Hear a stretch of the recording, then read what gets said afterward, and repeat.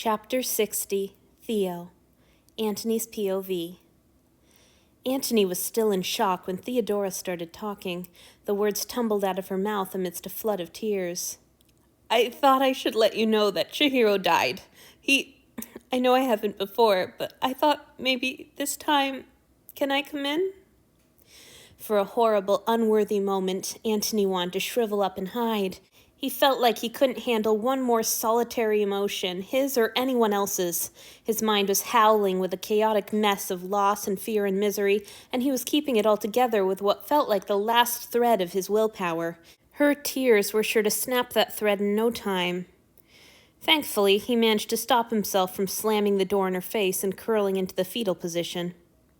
Antony had caused so much harm and let so many people down, and there were so few chances for him to make any of it right. He had leaned on Theodora in his own pain and then abandoned her to suffer alone for centuries. He knew he didn't deserve this second, or, if he was honest, 100th chance she was offering him, but he had sense enough to seize on it anyway. Antony grabbed her in a tight hug. Her body molded against him at once, clinging in a way he'd rarely felt her do, and his throat went hot and tight. "Oh, Theo," he murmured. "I'm so sorry, love." She clutched him tighter and let out a moan that sounded almost animal. When Antony pulled her into the room, he wasn't surprised to find his disobedient offering hovering, naked and owl-eyed, beside the door. Damn, what to do with him? Antony and Theodora would need their privacy. Perhaps Hanyu could go stay the night with Kenta? It was such a short walk. Surely it would be fine to send him on his own. No, that was a terrible idea. It was also terrible to wrench himself away from Theo, but he'd be back with her in only a moment. It was decided then. Hanyu, put some clothes on, and Theo, if I can have just a moment, I'll walk into your rooms and... No need. Bunta appeared in the hallway, somber and pale. He didn't bother with his usual glower, but Antony wouldn't have cared if he'd spat on him. He could have kissed the man, he was so thankful. "Thank you."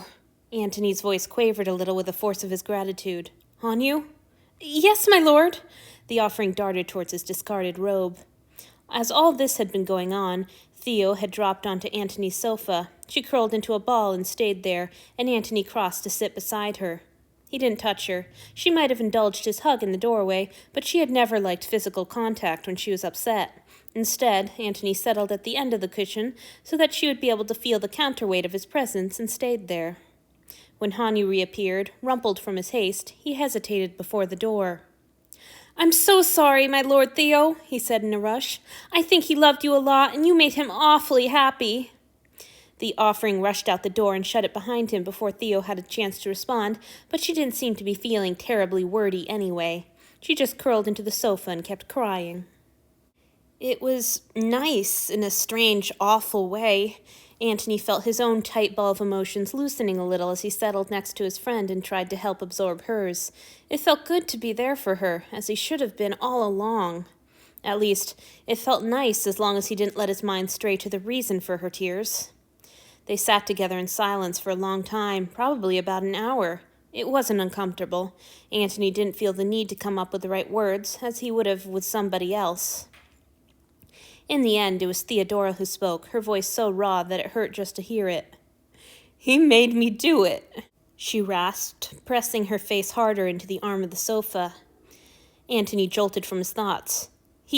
What? An instant later he understood and could have bitten out his tongue for asking her to expound, but it was too late. He told me he wanted to see everyone and say his goodbyes while his head was clear, but that as soon as he started wandering again, I was supposed to send them all out and drain him. It wouldn't have been so bad if he'd had me snap his neck, but I can still taste him." By the end, Theo's voice had risen to a wail. It was all Antony could do to keep himself present with her, because he knew exactly what she meant. With Sana, he'd been torn between a desire to scrub his mouth with the entire ocean and also to refuse anything that would wash the taste away, because it was the last trace of them that Antony would ever be able to hold. Theo was still speaking, in between great ripping sobs, and he forced his mind back to her words. I covered his body before I let anyone in, and I'm sure the others have guessed, but I didn't want to say anything about it in front of them, because I don't want them to ask me for that if they're ever in that sort of state. And I know that's awful of me, because I can make it painless for them, and they deserve that. But I hate it when they make me. I hate it. You could always refuse, Antony offered weakly. It was the wrong thing to say, and he knew it even as it left his mouth.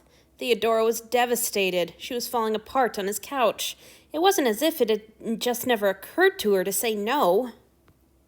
Her tone was fierce despite her tears. I can't do that. I spent their whole lives telling them that I will respect their choices. I'm not going to take away the last choice they get to make. You're right, Antony said. I'm sorry, that was a stupid thing to say. Words make everything stupid. Theo relaxed and shifted just the smallest bit closer to him, and he felt himself to be forgiven. It made him acutely aware of how little he deserved her forgiveness. How many times had she been through this alone, while her supposed best friend ignored her pain and let his lover make jokes at her expense? Never again. The next time Marcus made a crack about Theo crying over her humans, Antony would lay him out on the deck and accept the walloping that was sure to follow. I'm so sorry, he managed after a while. I should have been there for you like you were for me. I'm an ungrateful fuck. Yes. I'm so sorry for leaving you to deal with all this alone after you put up with months of my 2-hour whaling marathons. Theo interrupted him. I didn't put up with them. I love you. You were hurting. Anyhow, I did plenty of my own wailing at the beginning. That was true. They used to spend whole days on one or the other of their beds, first talking, then one crying, which would set the other off, then someone settling down enough to take the comforter role, over and over again.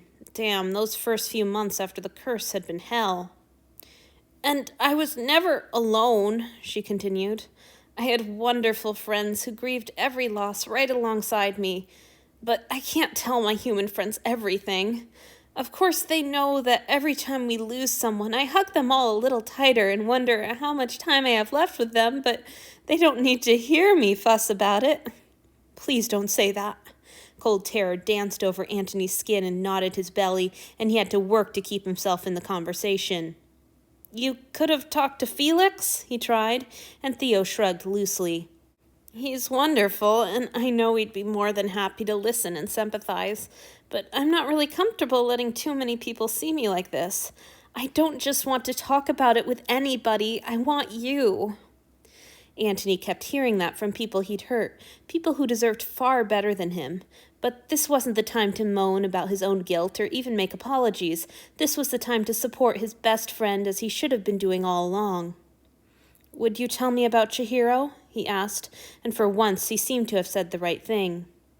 Theo's tone was achingly sad and tender, but he could hear the smile in it too. Blunt, kind, but almost as blunt as me.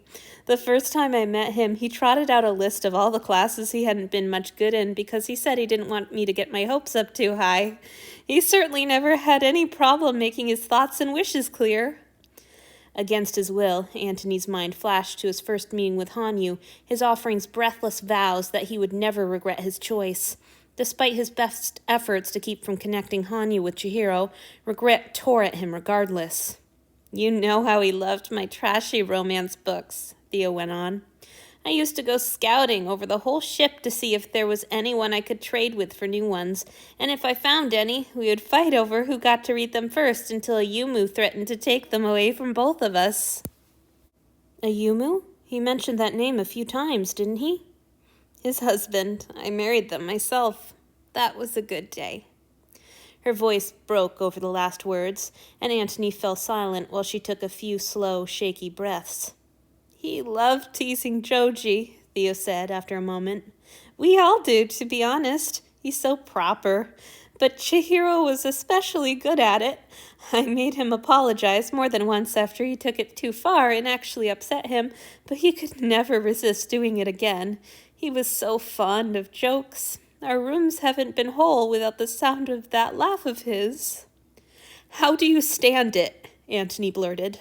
Damn, He hadn't meant to say it aloud. Was this what it was like to be Hanyu, thinking something and then realizing you'd said it aloud?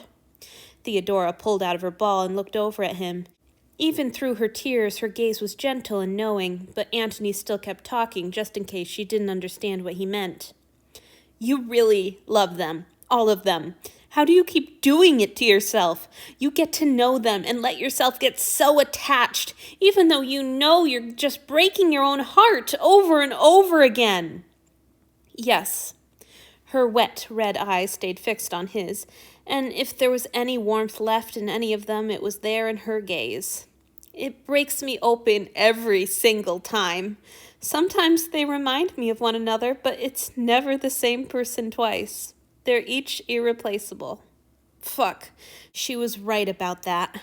Hanyu's constant fidgeting, his boundless enthusiasm, his polished submission that dissolved into clumsy eagerness at the slightest sign of approval, his sweet smile, his breakneck chatter, his quick, clever, charitable mind, they all combined to make him totally unlike anyone else. Irreplaceable. Antony could scour the whole earth for another 1,000 years without ever finding Hanyu again, and the thought crushed his innards with tight, hot panic. So why put yourself through it? He whispered. If you don't make friends out of them, you won't notice all those things, and you won't have to miss them. It's better to miss them. She sounded so certain, though her voice stuttered over a sob. They improve me. They keep me in time. They make me change. I'm sorry I can't explain it better, but it's true. How can this much pain ever be the best alternative? Antony's voice was raw and imploring, but he couldn't bring himself to feel ashamed. Whenever I started to wonder about those sort of things, I looked at you and thought, well, it's better than that. Theo shrugged, laughed soggily, and choked out another sob. No offense, but you've been a good reminder the last few centuries. I would see how lonely you were, and it always reminded me that the pain is worth it. Antony gaped at her. Lonely? I wasn't lonely just because I wasn't making friends with humans. I had you and Marcus and Felix and everyone. No, you didn't. She shook her head. Not really. You were so stuck on things staying the same that you weren't really seeing us or listening to us.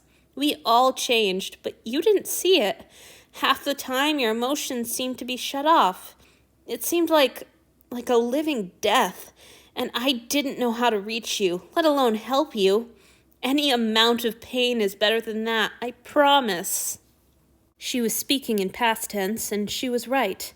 Antony had been looking around with new eyes, seeing new things, and hearing the way she put it. Yes, it did feel like waking up. And it was all because of Hanyu, and that was too terrifying to contemplate. But you never really explained. How do you stand it? Antony pleaded. He was crying now, too, big, desperate tears that came fast and made it hard to see. Theo, please, tell me how I'll be able to stand it! She put her hand on his shoulder, her big, rough fingers pressing hard, and it felt as warm and comforting as the tightest embrace. Poor Antony, she whispered. You always did have trouble letting go. A desire for permanence is an awful thing for an immortal. If I even blink, he'll be gone, Antony whispered. Saying the words felt like flaying himself open, like repeating his long-ago vivisection without the aid of the severed nerves. He huddled miserably under his friend's strong hand. Theo nodded, ever unwilling to feed him sweet lies. Yes. Then they were just crying and sitting next to each other. They kept at it for a long, long time.